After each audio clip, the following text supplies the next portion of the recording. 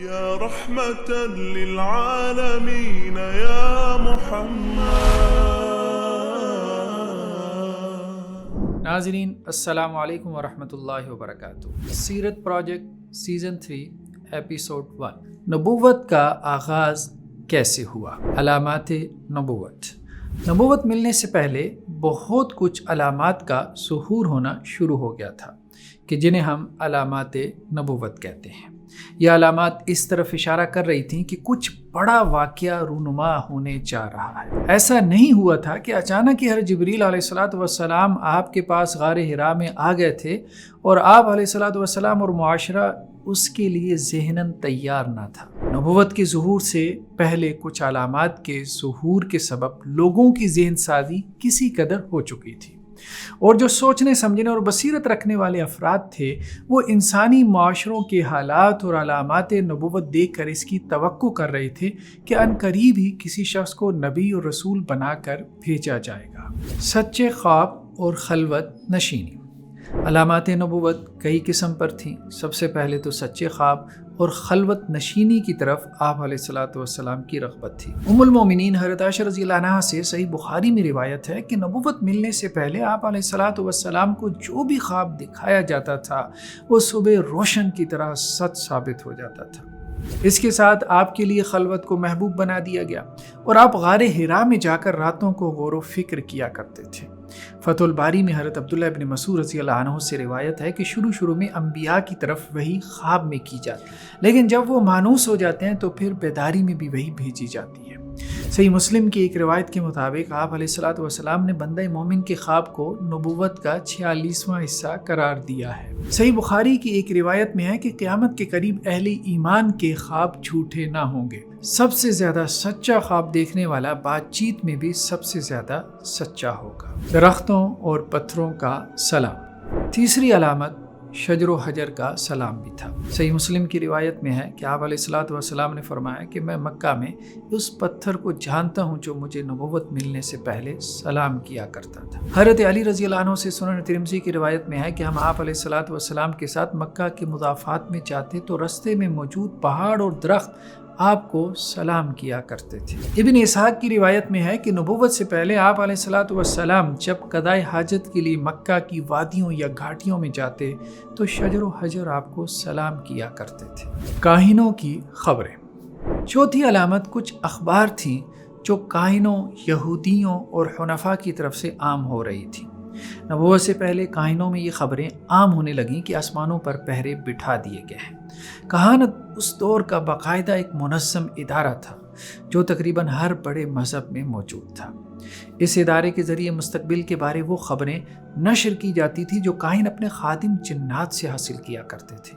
یہ جنات آسمانی دنیا پر چڑھ جاتے اور فرشتوں کی آپسی کی باتوں کی سنگن لینے کی کوشش کیا کرتے تھے. جب کبھی فرشتوں کی کوئی بات ان کے کان میں پڑ جاتی تو نیچے آ کر اپنے کاہن سرداروں کو اس کی اطلاع کیا کرتے اور وہ ایک بات سے پوری کہانی بنا کر نشر کر دیا کرتے تھے. نبی کریم صلی اللہ علیہ وسلم کی آمد سے پہلے آسمانوں پر سخت پہرے بٹھا دیے گئے تھے تاکہ جنات اور شیاطین فرشتوں سے خبریں سن کر نیچے کاہنوں تک نہ پہنچا دیں. آپ علیہ السلام کی بعثت سے پہلے بھی آسمانوں پر فرشتوں کے پہرے موجود تھے جیسا کہ قرآن مجید کی آیت میں اشارتاً موجود ہے، لیکن سخت پہرے نہ تھے. اور اس کی حکمت آزمائش تھی کہ جس کے لیے انسانوں کو پیدا کیا گیا تھا. حضرت عبداللہ بن عباس رضی اللہ عنہ سے صحیح مسلم میں روایت ہے کہ کچھ اصحاب رسول اللہ صلی اللہ علیہ وسلم کے ساتھ بیٹھے تھے کہ ایک شہاب ثاقب دکھائی دیا.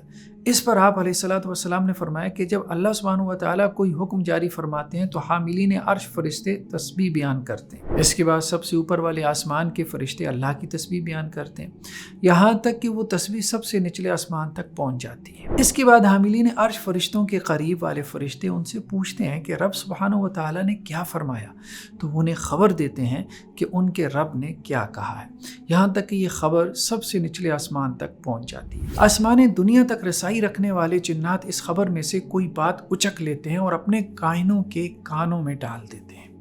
ان جنات کو فرشتوں کی طرف سے آگ کے کوڑے مارے جاتے ہیں. جو خبر وہ صحیح پہنچا دیتے ہیں تو وہ سچ ثابت ہو جاتی ہے، لیکن وہ اس میں جھوٹ ملاتے اور اضافہ کرتے ہیں۔ حافظ ابن حجر رحمہ اللہ نے صحابہ کرام کے احوال زندگی پر اپنی کتاب الاصابہ میں لکھا ہے کہ دور جاہلیت کے ایک مشہور کاہن سواد بن قارب الدوسی حضرت عمر رضی اللہ عنہ کے پاس آئے اور اپنا عجیب قصہ سنایا کہ وہ دور جاہلیت میں ایک دن سو رہے تھے کہ کوئی ان کے پاس آیا اور ان کے پاؤں کو ضرب لگائی اور کہا کہ سواد اٹھو، لؤی بن غالب کے قبیلے میں ایک رسول آ چکا ہے۔ حضرت سواد اٹھ گئے تو اس نے پیٹھ پھیر لی اور جاتی ہوئی اشعار کہے کہ مجھے جنات اور ان کی خبروں پر حیرت ہو رہی ہے اور ان اونٹوں پر بھی جو بوجھوں سے لدے ہیں، اور یہ سب مکہ کی طرف سفر کر رہے ہیں تاکہ ہدایت پا سکیں، اور بے شک مکہ کے مومن اور کافر برابر نہیں ہیں۔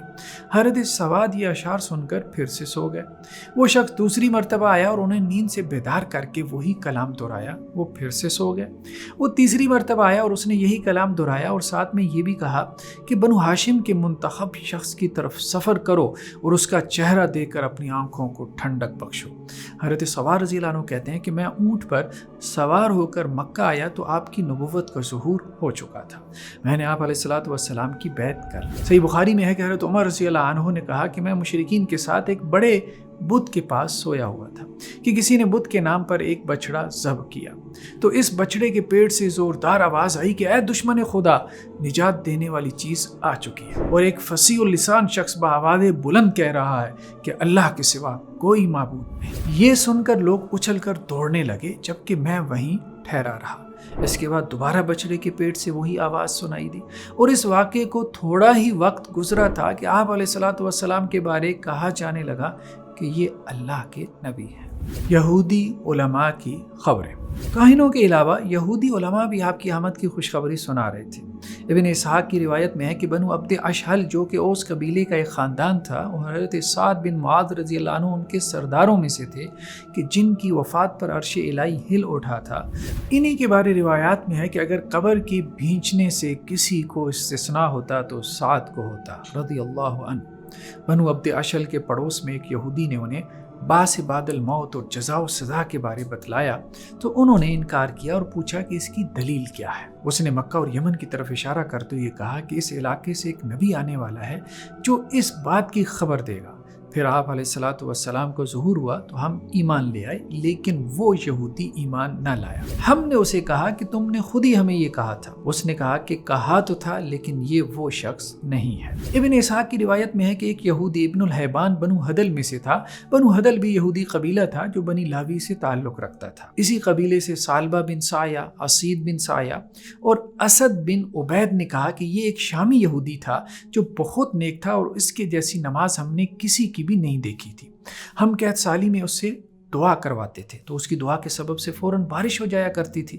وہ ہمیں دعا سے پہلے لازم طور صدقہ کرنے کا حکم دیتا تھا۔ اس نے اپنی موت سے پہلے کہا تھا کہ میں سرزمین شام سے یہاں آخری نبی کی تلاش میں آیا ہوں، اور یہی اس نبی کی ہجرت کا مقام ہے۔ بنو قریظہ کے محاصرہ کے وقت ان نوجوانوں نے بنو قریظہ کو ابن الحیبان یہودی کی باتیں یاد کروائیں، لیکن بنو قریظہ نے انکار کر دیا اور کہا کہ یہ وہ نبی نہیں ہے۔ حنفاء کی خبریں۔ حنفاء کی جماعت نے بھی نبوت کی خبریں دی۔ حنفاء اہل مکہ اور گرد و نواح کی وہ جماعت تھی جو دور جاہلیت میں بھی دین ابراہیمی پر قائم تھی۔ یہ بتوں کی عبادت نہیں کیا کرتے تھے اور نہ ہی ان کا نذرانہ کھاتے تھے۔ ورقہ بن نوفل اور زید بن عامر بن نفیل حنفاء کی جماعت سے تعلق رکھتے تھے۔ یہ دونوں حضرات دین حق کی تلاش میں مکہ سے عراق اور شام کی طرف نکلے تھے، لیکن انہیں واپس اسی طرف جانے کا مشورہ دیا گیا کہ جہاں سے وہ آئے تھے، یعنی مکہ میں موجود دین ابراہیمی کی طرف۔ عراق کے ایک راہب نے کہا تھا کہ جس چیز کی تلاش میں نکلے ہو وہ ان قریب تمہارے علاقے سے ہی ظاہر ہوگی۔ زید بن عمر بن نفیل اس نبی کی نشانیاں بھی بتلاتے تھے کہ اس کا نام احمد ہوگا اور وہ بنی اسماعیل میں سے ہوگا۔ یہ باتیں انہوں نے بعض اہل کتاب سے سنی تھی۔ صحیح بخاری میں روایت ہے کہ حضرت زید بن عمر بن نفیل شام میں ایک یہودی عالم سے ملے اور کہا کہ مجھے اپنا دین بتلاؤ کہ شاید میں اس کو اختیار کروں۔ اس نے کہا کہ میرے دین کو آپ اسی صورت اختیار کر سکتے ہیں جبکہ اللہ کے غضب کا کچھ حصہ پا لیں۔ انہوں نے کہا کہ میں تو اللہ کے غضب سے بھاگا ہوں۔ یہودی عالم نے انہیں دین حنیف یعنی دین ابراہیمی اختیار کرنے کا مشورہ دیا۔ اس کے بعد وہ ایک عیسائی عالم سے ملے اور اسے کہا کہ مجھے اپنا دین بتلائیں کہ شاید میں اسے اختیار کر لوں۔ اس نے کہا کہ آپ میرے دین کو اس وقت تک اختیار نہیں کر سکتے جب تک اللہ کی لعنت کا ایک حصہ نہ پائیں۔ انہوں نے کہا میں اللہ کی لعنت سے تو بھاگا ہوں۔ اس عیسائی عالم نے بھی انہیں دین حنیف یعنی دین ابراہیمی اختیار کرنے کا مشورہ دیا کہ جس میں صرف اللہ کی عبادت کی جاتی تھی۔ صحیح بخاری کی ایک اور روایت میں ہے کہ حضرت زید بن عمر بن نفیل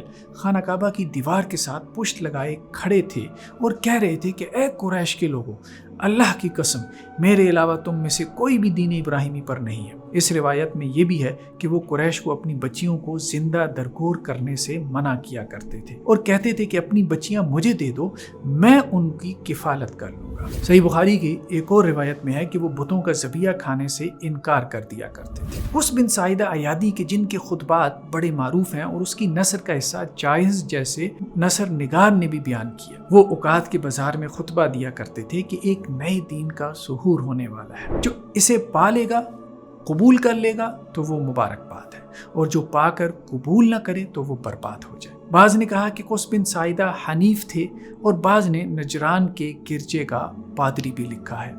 یہ قس بن ساعدہ نبوت کی خبر دیتے تھے۔ اس کی وفات 600 عیسوی میں ہوئی تھی۔ حضرت سلمان فارسی رضی اللہ عنہ بھی فارس سے یثرب کی طرف یعنی مدینۃ النبی کی طرف نبی آخر الزماں کی تلاش میں ہی نکلے تھے۔ وہ مجوسیت سے عیسائیت میں داخل ہوئے اور دین حق کی تلاش میں فارس سے شام، شام سے عراق، عراق سے ترکی اور پھر ترکی سے واپس مدینہ پہنچے تھے۔ جاری ہے۔